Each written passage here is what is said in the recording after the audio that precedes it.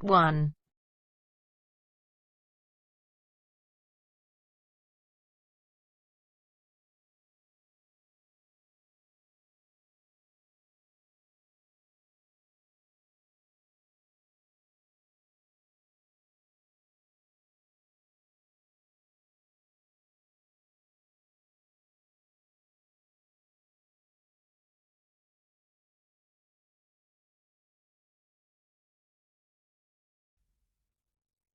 Now we shall begin. You should answer the questions as you listen because you will not hear the recording a second time. Look at the registration form. Listen carefully and answer questions 1 to 4. Good morning. Good morning. Can I help you? Yes. Is this where we register for the Beyond 2000 conference? Yes. What's your name and I'll get your conference bag. Well, I haven't actually registered yet. I was told I'd be able to register today, so I hope that's okay. I've just arrived in Melbourne. That should be fine if you're a student. I'll need to take your details though. So, can I have your full name? Yes, sure. It's Melanie Mitchell. Is that M-I-T-C-H-E-L-L? Yes, that's right. And that's Ms., not Miss. OK, fair enough. And what's your address, Melanie? I live in student accommodation at Sydney University, so my address there is Room 66, Women's College, Newtown. OK. And which faculty are you studying in? I'm in the Faculty of Education. I'm doing a Master's in Primary School teaching. Right. And may I see your student card because I need to verify that you're a current student? Yes, sure. Here it is. My number is 994578ED. The woman asks the student some more questions about the conference. Look at questions 5 to 10.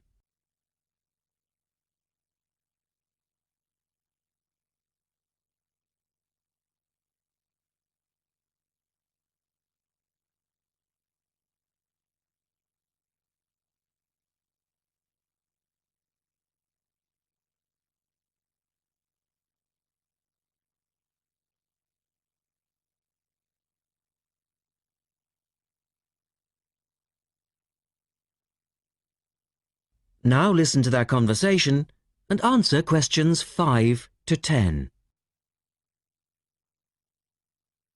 OK. Now, do you want to attend all 3 days? The conference runs from Thursday to Saturday. Yes, I think so, if I can afford it. What does it cost? Well, you're eligible for a student discount, which makes it $15 for a day registration or $40 for the 3 days, though it is possible to register for half a day only. I'll register for all 3 days, please. Good. Now, will you be requiring accommodation while you're here in Melbourne? Yes, I suppose I will. What's available? Well, we have several levels of accommodation. You can share a room with another student for $25 a night. Or you can have your own room but share the bathroom. I believe it's just down the corridor. That's $45. Right. Or you can have a single room with your own bathroom. I don't mind sharing a room. On second thoughts, yes, I do.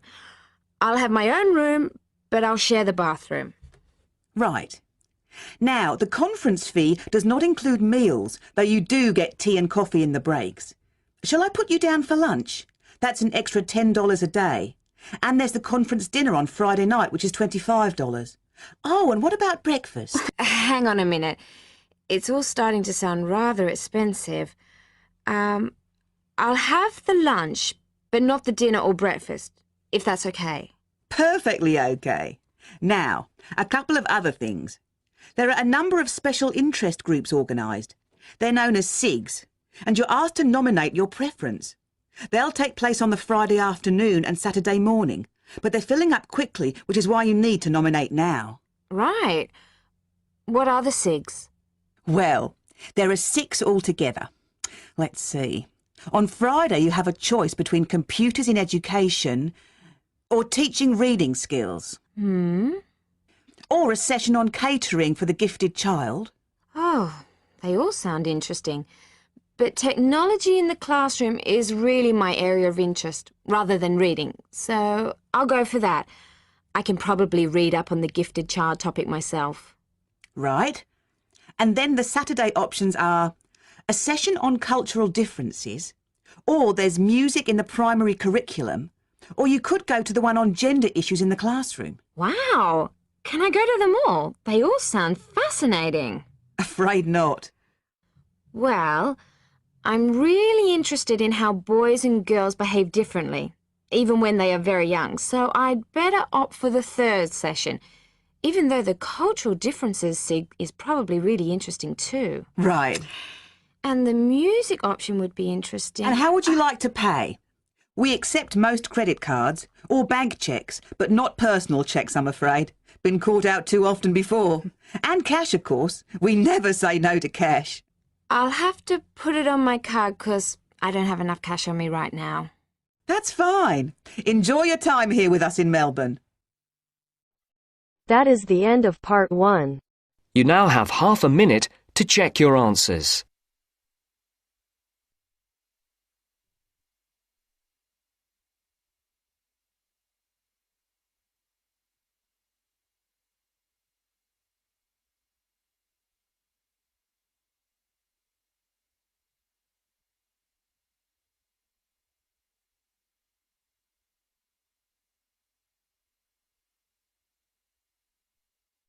Now turns to part 2. Part 2.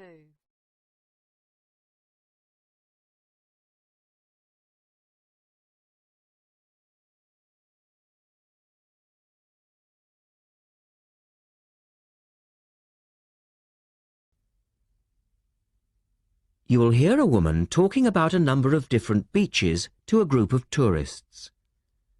First, look at questions 11 to 20.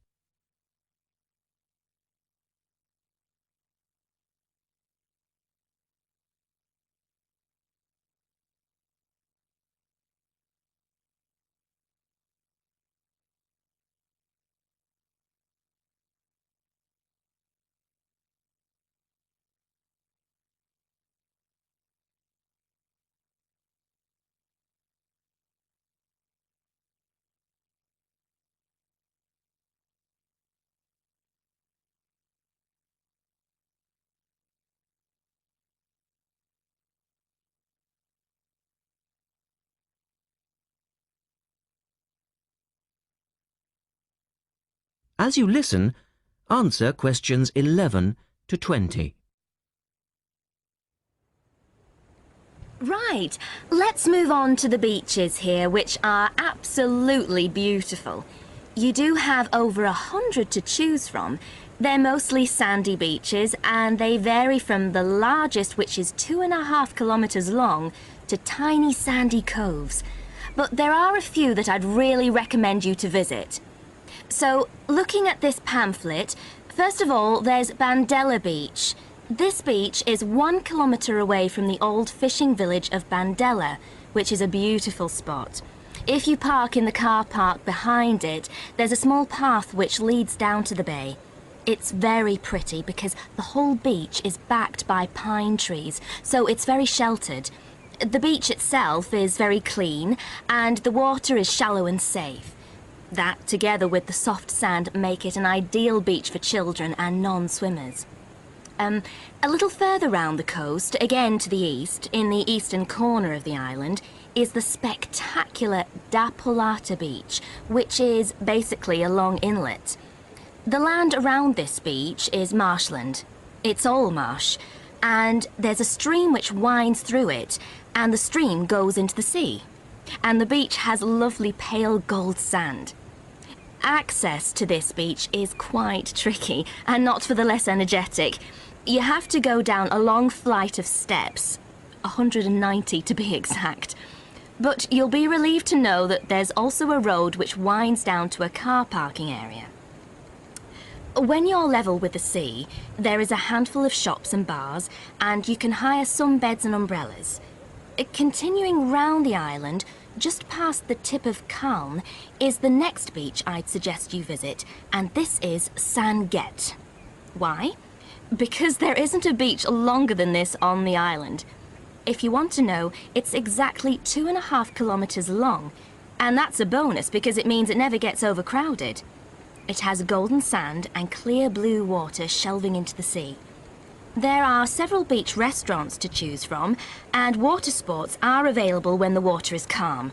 But check first. This beach operates a flag system, as the sea can get rough, and you should always swim between the flags.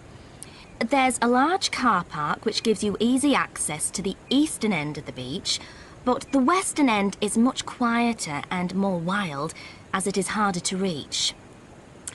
Blanaka is another popular beach, just in the northwest corner of the island. It has incredibly white sand and sparkling water. There is ample car parking here and plenty of bars and restaurants. Blanaka has white cliffs all around it, and for those of you who'd like a little more to do than just lazing on the beach, there are caves here which you can explore in the cliffs, and you can also dive into the water from rock platforms along the side of the cove. Well, my final recommendation for today is Disador. Now, this beach isn't quite as easy to get to as the others I've talked about. It's quite a remote little beach, tucked away here next to Blanaka. You can reach Disador by a steep slope, which goes over some sandbanks. The beach itself is small and pretty, with reddish-coloured sand and some stony areas on its eastern side. Despite being quite small, the bathing is good, and you can also go fishing here from the rocks at either side. It's a good idea to take some food and drink with you if you decide to go here, as there's only one little bar which isn't always open. So, that should give you plenty of ideas to choose from over the next 2 weeks, and if you have any further questions... That is the end of part 2. You now have half a minute to check your answers.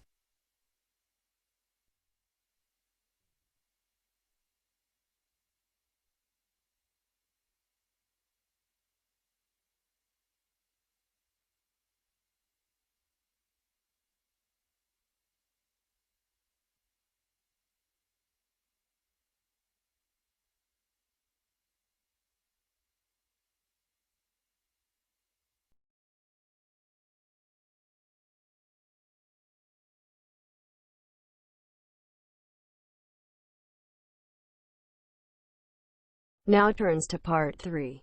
Part 3.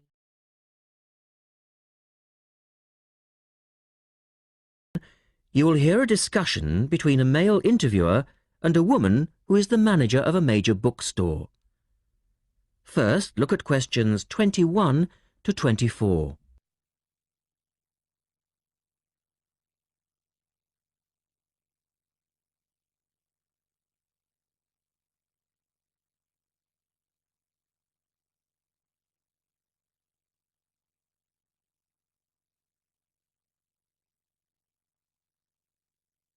Now listen to their conversation and answer questions 21 to 24.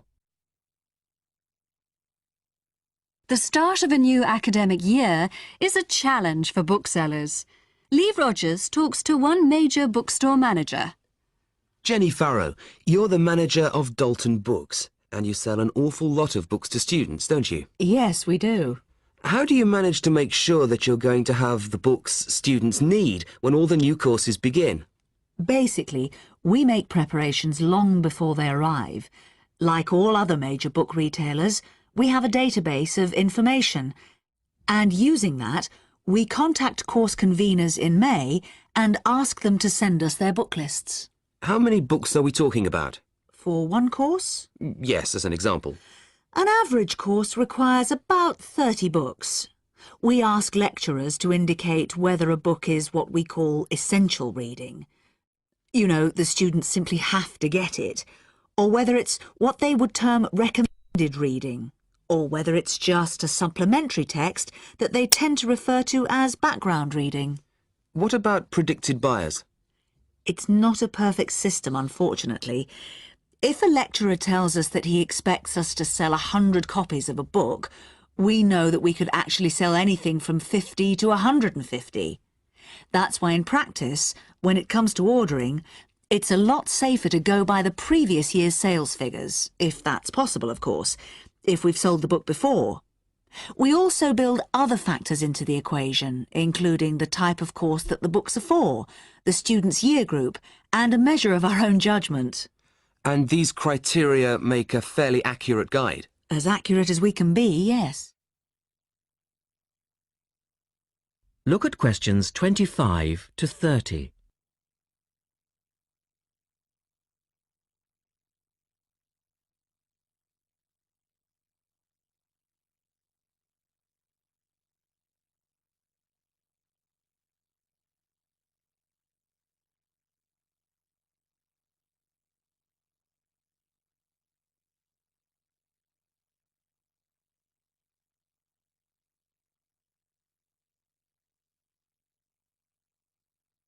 Listen carefully and answer questions 25 to 30. What about the publishers? Do they take an active role in promoting new books? Certainly. The academic and professional publishing market is worth about £700 million a year, so publishers go to some lengths to make sure their books are known. The standard procedure they use is to mail out catalogues to lecturers or colleges and universities. That's been the main form of promotion for years. Now, of course, they can also post details of new or revised works on websites. Some even go so far as writing individual letters to the appropriate lecturers in order to let them know what's coming up. The lecturers then contact you if they're interested? That's right. The publishers send us, the booksellers, inspection copies. Lecturers can then get a free copy and decide whether it's going to be suitable for their course. And how does it work with the students? What are they looking for and who helps them most? I think lecturers are best placed to understand the students' needs. Often the critical issue is what represents value for money for students. This is more important than price per se. Do students actually buy books before they start the course? Apparently, a large proportion of students wait to see what they need. Students have a firm idea of what constitutes a good book, so they tend to give themselves time to look at all the options before making a choice. They tend to go for books that are clear and easy to use. Often, the texts that their lecturers recommend turn out to be too academic and remain here on our shelves. Well, that was Jenny Farrow. And our guest tomorrow will be...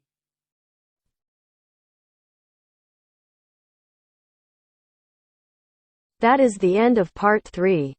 You now have half a minute to check your answers.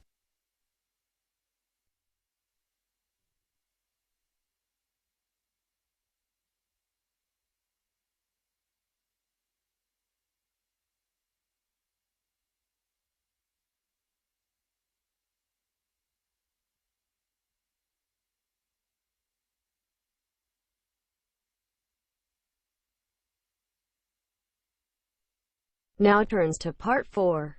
Part 4.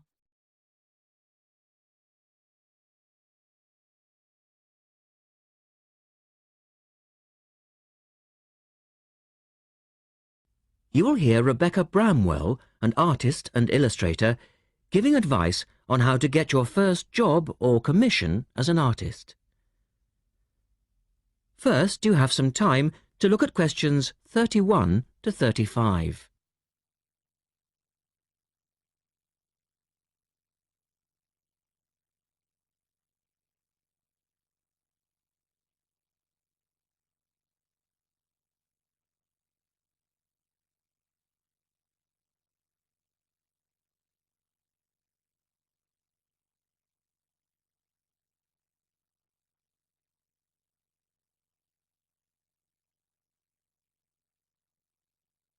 Now listen carefully and answer questions 31 to 35.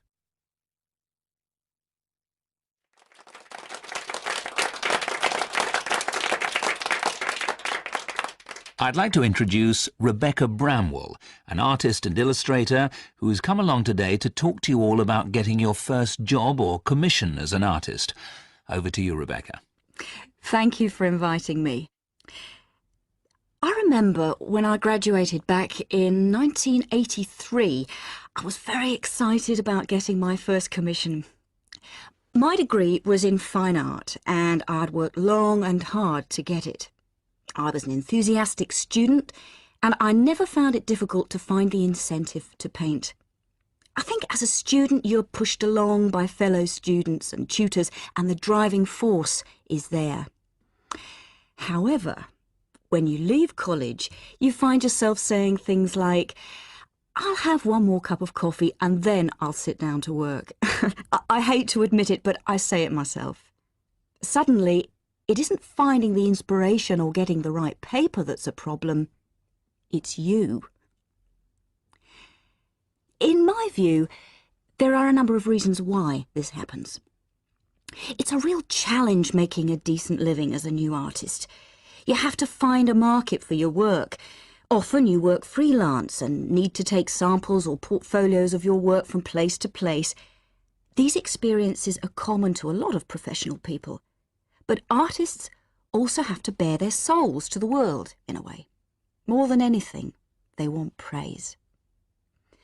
If people don't like what they create, then it can be a very emotional and upsetting experience hearing them say this. I began to realise that these problems were preventing me from having a career in art, and so I decided to experiment. I was a painter, but I started to dabble in illustration, drawing pictures for books, cards, and this offered me the opportunity to become more emotionally detached from my work. I was no longer producing images from the heart, but developing images for a specified subject, taking a more practical approach. I began to develop a collection of my illustrations, which I put into a portfolio and started to carry around with me to show prospective clients and employers. But it was still tricky because publishers, for example, want to know that your drawings will reproduce well in a book. But without having had any work published, it's hard to prove this. Having a wonderful portfolio or a collection of original artwork is, of course, a first step. But what most potential clients would like to see is printed artwork, and without this evidence, they tend to hold back still when it comes to offering a contract. Look at questions 36 to 40.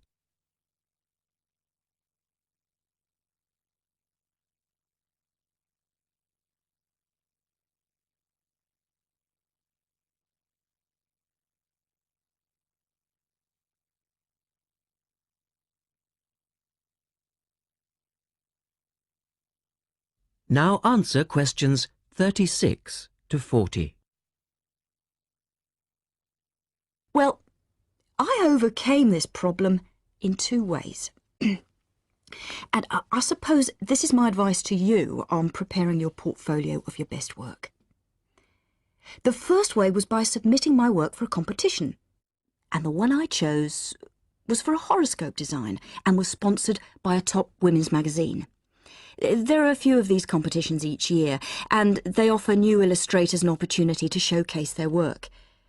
The other approach I took was to design and print some mock-up pages of a book. In other words, I placed some of my illustrations next to some text in order to demonstrate how my work would look when it was printed. Perhaps I was lucky in that I had taken a degree that provided me with all-round creative skills so that I could vary my style and wasn't limited to a certain technique. Now, I think that is important. The art world and many other creative fields do try to pigeonhole people into snug boxes with an accompanying label. Now, I think you should try to resist this if you feel it happening to you. If you don't, you'll find it difficult to have new work accepted if you try to develop your style at a later stage in your career. Nevertheless, when you start out, and particularly when you're going for an interview, it's important not to confuse people by having a lot of different examples in your portfolio. One remedy for this is to separate your work into distinct categories. In my case, I did this by dividing my design-inspired illustrations from my paintings.